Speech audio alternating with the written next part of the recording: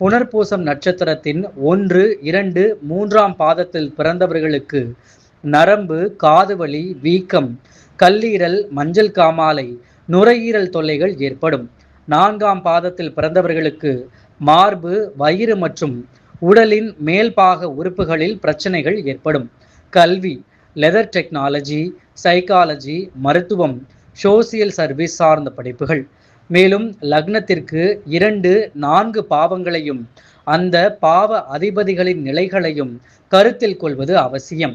வேலை வாய்ப்பு, வியாபாரம், நடிப்பு, நாடகம், திரைப்படங்களை வாங்கி விற்பது, பொழுதுபோக்கு, அரசியல், எழுத்து பதிப்பகம், ஆட்சி செலுத்துதல், மேயர், கவுன்சிலர், சிவில் நீதிபதி, சட்டம், விளம்பரத்துறை, பத்திரப்பதிவு துறை, வங்கி, insurance, agency, civil engineering, finance, வட்டிக்கு தொழில், பிஸ்கெட், பருத்தி, புடவை வியாபாரம், தெய்வ சிலைகளை விற்றல், கால்நடை வியாபாரம், நெல், கோதுமை வியாபாரம்.